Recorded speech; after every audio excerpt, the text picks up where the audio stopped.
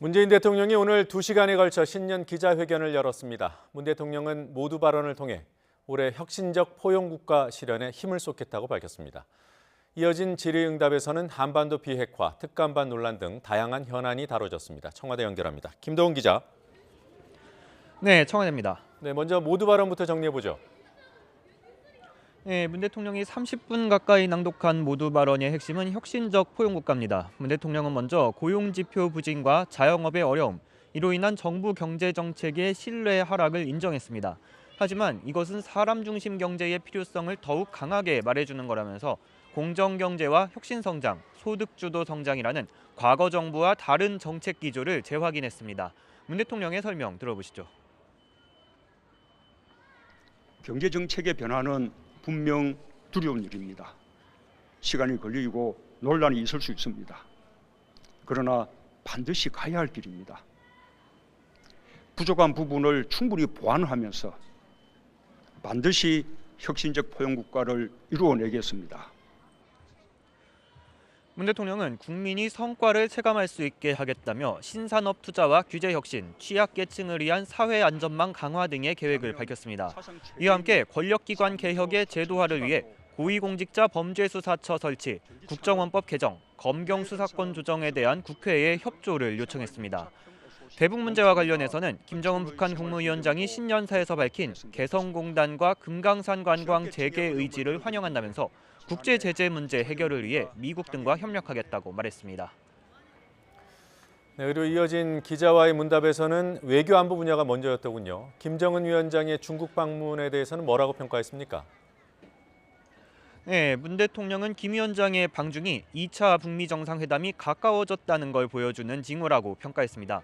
정말 머지않아 북미 회담을 위한 고위급 협상 소식을 듣게 될 거라면서 2차 북미 회담이 열리면 비핵화와 상응 조치에 대한 더 구체적인 합의가 나올 것을 기대했습니다. 문 대통령은 그러면서 북한의 보다 과감한 비핵화 조치가 필요하다는 점을 강조했습니다. 김정은 위원장의 서울 답방 시기는 2차 북미 정상회담 이후로 정리했습니다. 그리고 답방에 대한 북한의 내부적인 고심도 있는 만큼 재촉하지 않았으면 한다는 당부입니다. 또 김 위원장의 친서에 대해 답장을 보냈지만 관례에 따라 내용을 밝히기는 어렵다고 양해를 구했습니다. 한반도 비핵화에 대해 김 위원장은 자신의 입장은 국제사회가 요구하는 CBID, 즉 완전하고 검증 가능하고 되돌릴 수 없는 비핵화와 전혀 차이가 없다는 점을 각국 정상들에게 강조했다고 문 대통령은 설명했습니다. 또 주한미군은 비핵화나 평화협정과 관계없이 한미 양국이 결정할 문제라고 거듭 밝히고 미군의 전략자산 역시 비핵화와 연계될 가능성은 높지 않다고 덧붙였습니다. 한일 관계에 관련해서는 과거사 문제로 미래지향적 관계가 훼손되면 안 된다면서 일본이 자꾸 정치 쟁점화하는 건 바람직하지 않다고 지적했습니다. 오늘 경제 분야가 특히 관심 아니었겠습니까? 어떤 입장을 밝혔습니까? 예, 문 대통령이 모두 발언에서도 내내 강조했습니다만 현 정부 경제 정책에 대한 보완은 있어도 기조 변화는 없다는 방침을 강조했습니다. 문 대통령은 고용 부진의 원인으로 최저임금 인상의 영향이 일부 있다는 점은 인정했습니다. 하지만 오래 지속되어온 제조업 부진이 더 큰 영향을 미치고 있다면서 자영업자 대책과 함께 제조업 혁신도 노력하겠다고 강조했습니다.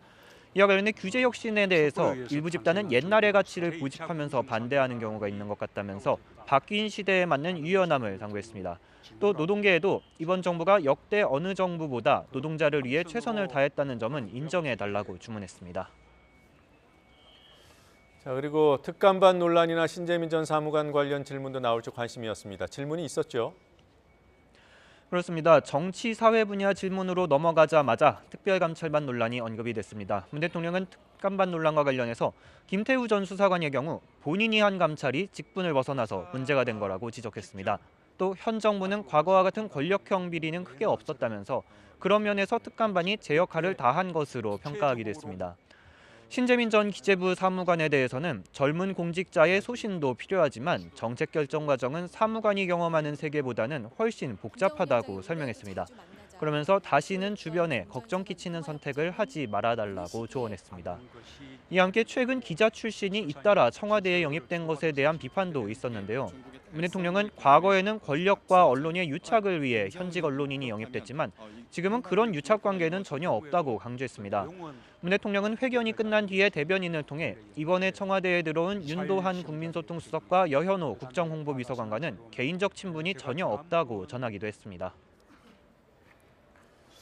청와대 영빈관에서 열린 기자회견은 지난해 신년회견에 이어 1년 만이더군요. 어떤 점이 달라졌습니까?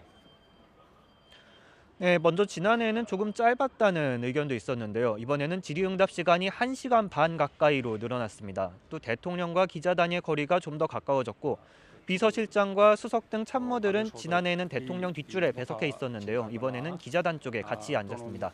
또 이번엔 대통령이 질문자 지명은 물론 사회자 역할까지 직접 맡아서 진행했습니다. 올해 기자회견에는 내신 120여 명, 외신 50여 명 등 모두 180명이 참석했습니다.